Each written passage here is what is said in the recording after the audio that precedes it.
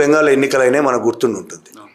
బెంగాల్ ఎన్నికలప్పుడు ఎన్నికలకు ముందు ఒక స్టింగ్ ఆపరేషన్ సంబంధించిన వీడియోలు హల్చల్ చేసిన దేశమంతా.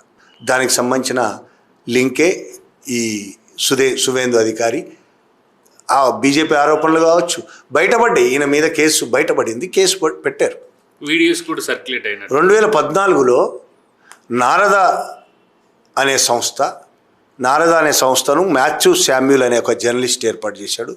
దానికి ఆయన వ్యవస్థాపకుడు. అంతకుముందు ఈయన తెహల్కా అనే దానికి మేనేజింగ్ డైరెక్టర్. తెహల్కా చాలా ఫేమస్ భారతదేశం, ఒక ఊపింది కొంతకాలం, తర్వాత పోయింది.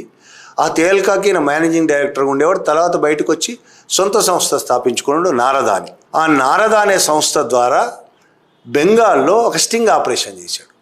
మొత్తం టీఎంసీ ఎంపీలు, టీఎంసీ మంత్రులు అందరి దగ్గరికి వెళ్ళి తన ఒక కంపెనీ ఉందని, ఆ కంపెనీకి కొన్ని పనులు మీరు చేసి పెట్టాలని, దానికోసం లంచాలు ఇవ్వడానికి సిద్ధమని లంచాలు ఇచ్చి మొత్తం షూట్ చేశాడు. దానికోసం ఆయన ఏర్పాటు చేసిన కంపెనీ పేరు ఇంపెక్స్ కన్సల్టెన్సీ సొల్యూషన్స్.